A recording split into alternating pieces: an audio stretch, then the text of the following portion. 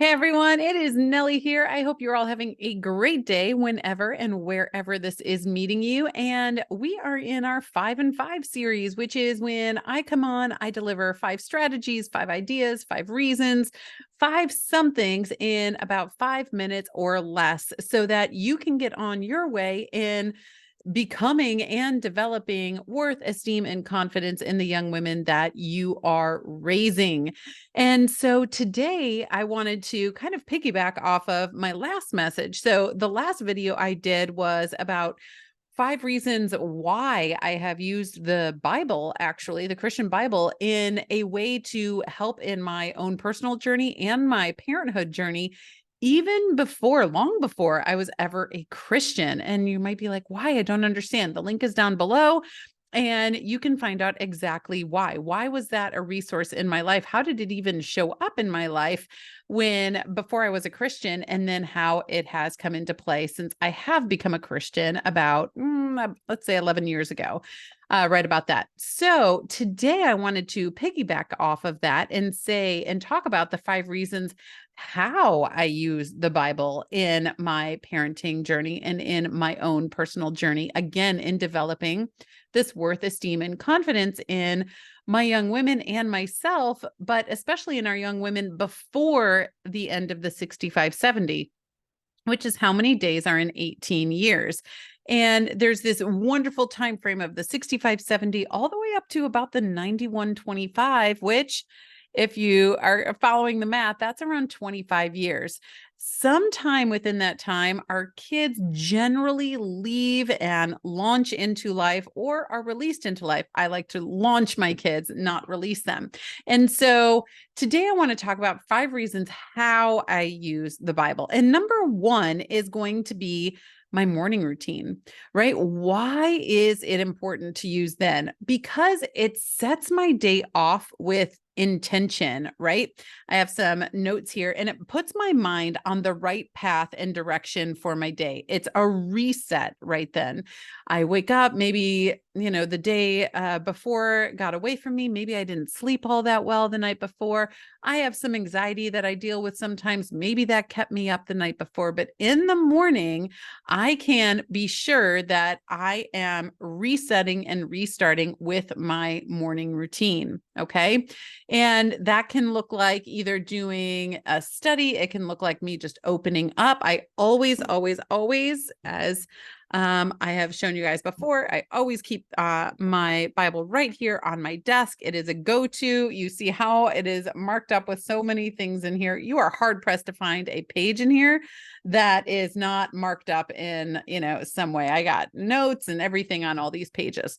So that is part of my morning routine every morning, along with movement, along with some meditation. But having my quiet time in the Bible every day is something that redirects and just sets my day up for success. So that's number one.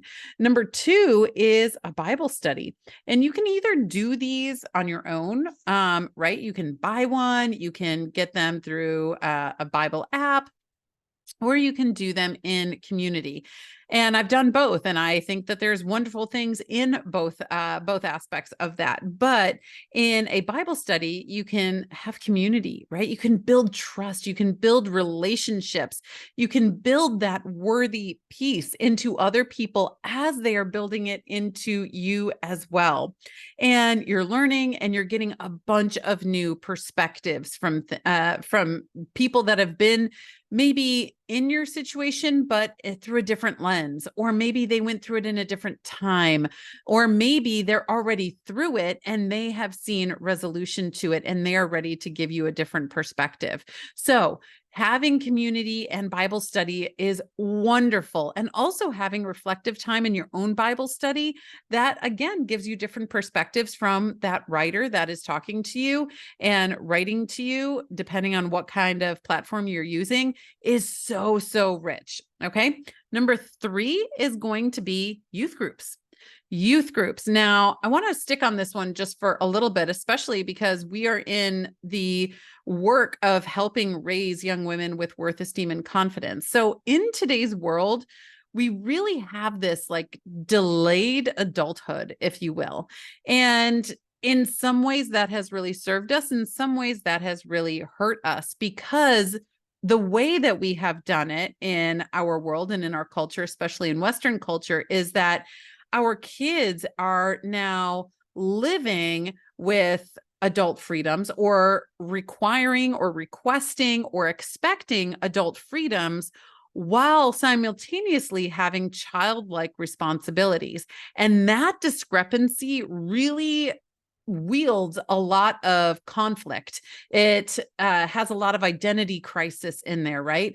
Again, adult freedoms and adult maybe wants, especially from watching media today and everything. Oh, you're 15, you should want this, you should be looking at this, you should be desiring this, right? All those shoulds that they're getting from culture, but they have childlike responsibilities.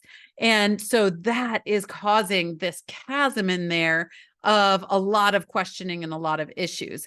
And so with that comes youth group.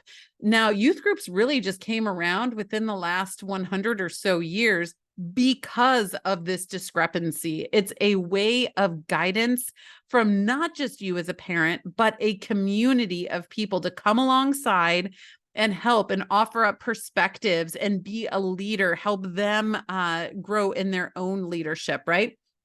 And so again, adult freedoms, adolescent brains, and childlike responsibilities. It's a tough place to be in. Youth groups can really help fill in some of those gaps, and it's not all on you. It's community, it's other perspectives, it's other people feeding into them. So finding a good youth group, finding a good youth group is so, so vital. Okay. And then number 4 is a reference manual, just having something to go to. I talked before about a concordance and having that be like, okay, oh my goodness, we are dealing with this thing right here. I'm going to open this up and I'm going to read through what it says, all I think last week I said there was 1,900 different references to parenting, right? I'm not saying sit down and read all 1,900 of them, but you're going through an issue. Maybe it is dishonesty. Maybe it is distrust. Maybe it is unbelief.